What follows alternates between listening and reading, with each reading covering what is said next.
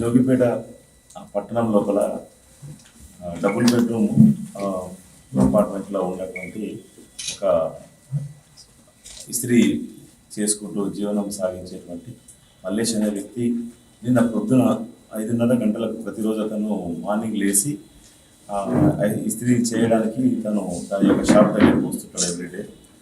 Cycle motor మీద వచ్చి ఇక్కడే ఉండి మార్నింగ్ స్టార్ట్ చేసి సాయంత్రం వరకు ఐరన్ చేసి ఈ డ్రెస్సులు చాలామంది ఉంటాయి కాబట్టి మళ్ళీ నైట్ వెళ్ళేవాడు. సో అదే క్రమంలో నిన్న అంటే 19th రోజు మార్నింగ్ ఉదయం 5:30కి లేచి 6 o'clock ఆ ప్రాంతం లోపల నేను వస్తూ ఉంటే ఇంటి నుంచి బయటకు వచ్చిన కొంచెం దూరం రాగానే గుర్తు తెలియని వ్యక్తులు అతను చూసి అతని యొక్క స్కూటర్ పోతున్న స్కూటర్ అక్కడ పడిపోయింది, చెప్పులు అక్కడ ఉన్నాయి. తర్వాత అతను కొంచెం రైస్ బ్యాగ్ ఒకటి తీసుకుపోతున్నా, అది కూడా అది కింద పడి ఉంది. ఈ పడిపోయిన విధానాన్ని చూసి సస్పీషియస్గా ఉండి అక్కడ వాళ్ళు చెప్తే వాళ్ళ మదర్కి వాళ్ళ వైఫ్కి అందరికి ఇన్ఫర్మేషన్ ఇచ్చారు. వాళ్ళ మదరు వాళ్ళ బ్రదర్ వచ్చి చూసి ఈ పరిస్థితులను చూసి అక్కడ ఏదో అనుమానాస్పదంగా ఈ మల్లేష్ అనే అతను మిస్ అయిపోయినట్టుగా సమాచారం ఇవ్వడం జరిగింది.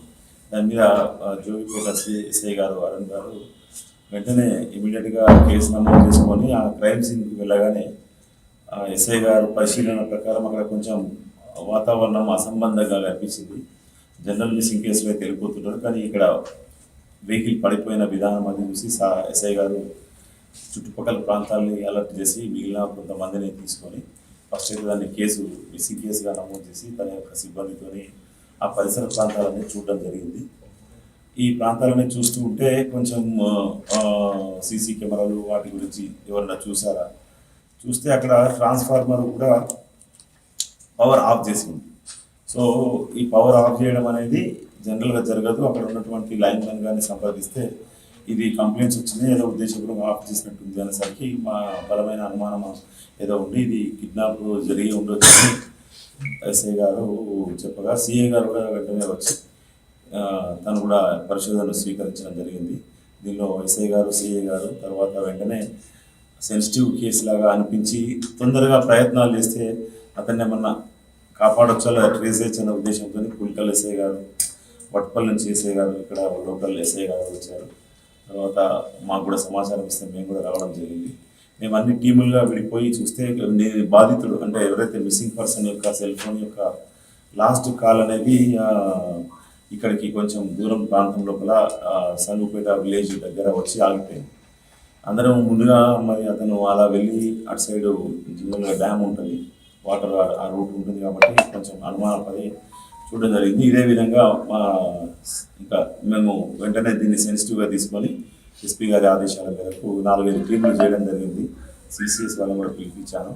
తర్వాత మా రూరల్ సిఐ గారు కూడా వచ్చి అందరం కలిసి ముందుగా అనుమానాన్ని ఎవరి మీద ప్రొజెక్ట్ చేయాలని ఆలోచిస్తూ ఉండి మేము ముందుగా వాళ్ళ మదర్ బాగా డీటెయిల్గా ఎగ్జామిన్ చేస్తే అతని యొక్క భార్య కల్పన అని ఉంది, ఆమె మరియు మేనా మరదలిని వివాహం చేసుకున్నాడు అతను. తర్వాత అతనికి గత పరిచయం ఉన్న ఒక మహేష్ అనేటువంటి వ్యక్తి వాళ్ళ మీద కొంచెం అనుమానం రేజ్ చేయగానే మేము ఆమె చేసిన తర్వాత వెంటనే మేము టెక్నికల్ ఎవిడెన్స్ బేస్ మీద కొన్ని కాల్స్ అనాలిసిస్ చేయడం జరిగింది. కాల్స్ అనాలిసిస్ చేస్తే మాకు పూర్తి స్థాయిలో కొత్త విషయాలు బయటపడ్డాయి.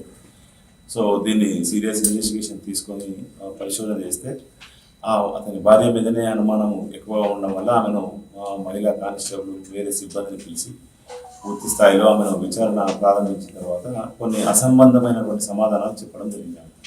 ఈ అసంబంధమైనటువంటి సమాధానాలు పొందలేని సమాధానాలన్నింటినీ కూడా మేము పరిగణలోకి తీసుకొని వేరే విధమైన ఎంక్వైరీ చేస్తూ ఈ మహేష్ ఎవరైతే ఉన్నారో అతని మీద డౌట్ పడితే అతను కూడా వేరే బోర్డ్స్ కనిపించకుండా చాలా సుదూర ప్రాంతాల్లో అతనికి సంబంధించినటువంటి మూమెంట్ ఉంది.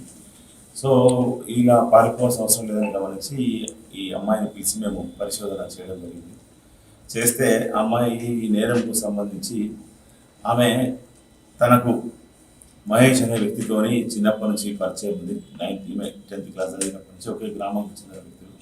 సో అది ఆ యొక్క సంబంధం కొంచెం అనైతికమైన సంబంధంగా ఉండి ఆ తర్వాత అదే విషయంలో వాళ్ళు కంటిన్యూ చేస్తూ ఉన్నారని ఈ విషయం ఇంట్లో తెలిసి చిన్న చిన్న గొడవలు అవ్వడం జరిగింది.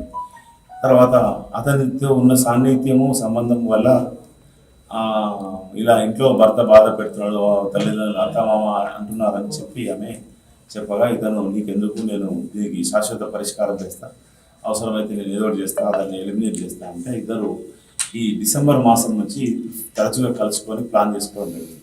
ఈ ప్లాన్లో భాగంగా ఆమె చెప్పినట్టుగా ఇతను నిర్ణయించుకొని ఇంకా ముగ్గురు వ్యక్తులను, వాళ్ళ పేరు కూడా మహేష్ అని ఉంది, ఇద్దరు మహేష్ ఉన్నారు, వాళ్ళను సంప్రదించి ఈ 30వ తేదీ నుంచి ఈ మధ్య కాలంలో 10th ఈ 18th వరకు కూడా వాళ్ళు దఫాలుగా ఇక్కడ వచ్చి అతను ఎటుపోతుంటాడు ఏంది విసా అని చూసుకున్నారు.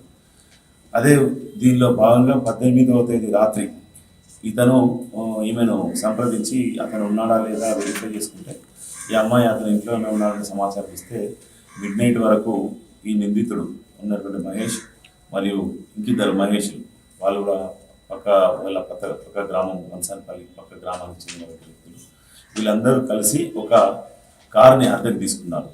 తీసుకొని మేము సెల్ఫ్ డ్రైవ్ కారుని అద్దెకు తీసుకొని ఆ కారులో వచ్చింది ఇక్కడికి. నైట్ ఇక్కడే ఉండి ఒక పెట్రోల్ బంక్ దగ్గర పెట్రోల్ పోసుకొని బయట పడుకొని రాత్రి 4:30 గంటల ప్రాంతంలో తెల్లవారుజామున ఇతను ఆ అమ్మాయికి ఫోన్ చేస్తే ఆ అమ్మాయి ఇప్పుడే లేచాడనే సమాచారం కూడా.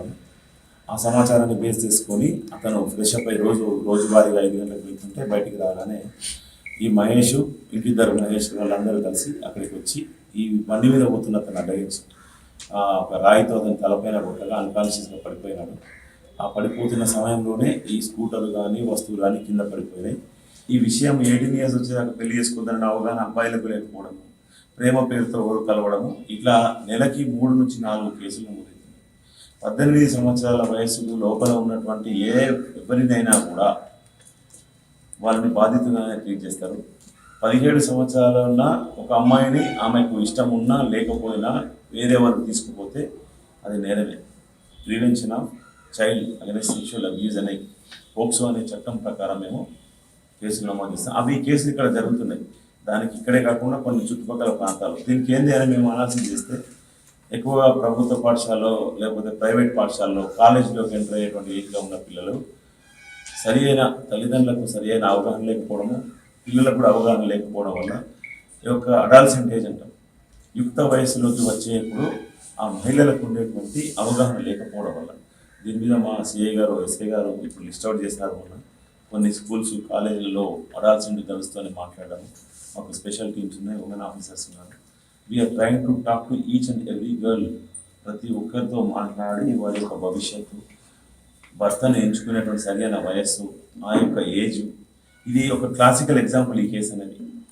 వయస్సు రాకముందే పరిచయమైనటువంటి ఇద్దరు వ్యక్తులు ఆ పరిచయమును అవినాభావ సంబంధంకు వయస్సు తక్కువ ఉన్న సమయంలోనే ఏర్పాటు చేసుకొని దాన్ని అలాగే కంటిన్యూ చేసి పరిస్థితుల కారణంగా వేరే వేరే వ్యక్తులను పెళ్లి చేసుకొని పాత సంబంధాన్ని అలాగే కొనసాగించి అది ఇద్దరికి పెళ్ళిళ్ళనే ఇద్దరికి పిల్లలు అన్ని బావి వరుసలు మరిచి మళ్ళీ పూర్తి స్థాయిలో ఆ సంబంధాన్ని కంటిన్యూ నెరవేర్చి ఇక్కడ వీళ్ళు దానిలో వాళ్ళు నేరము అనేది చేయడానికి పురుగులు. ఇప్పుడు ప్రేమ వేరు, కుటుంబ వివాహ వ్యవస్థ వేరు, పిల్లలకు తల్లిదండ్రుల బాధ్యతలు అనేది వేరు.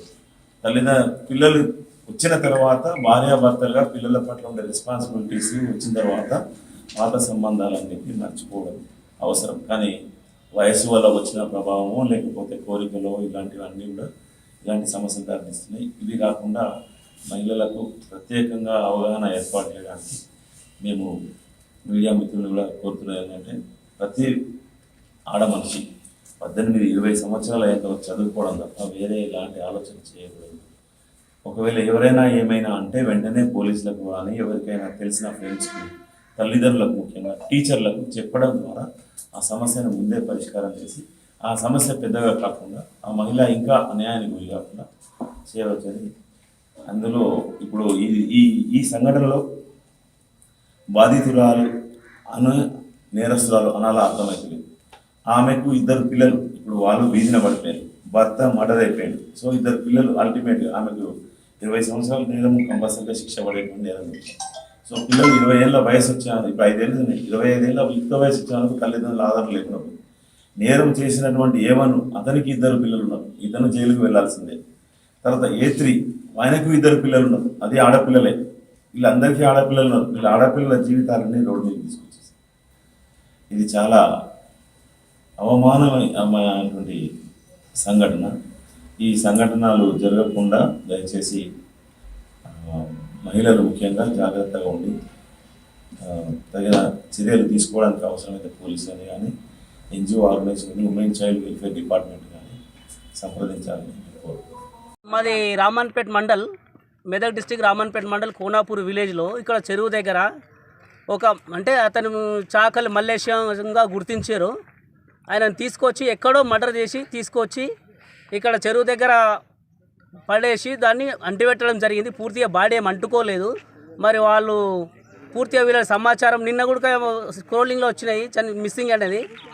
మరి బాడీ ఇక్కడ ఉన్నది, దీన్ని తీసుకొని పోవాలని చెప్పి జోగిపేట మా రజక కులస్తులను, ఆయన రజకుడని తెలిసింది, రజక కులస్తులను కోరుతున్నాము.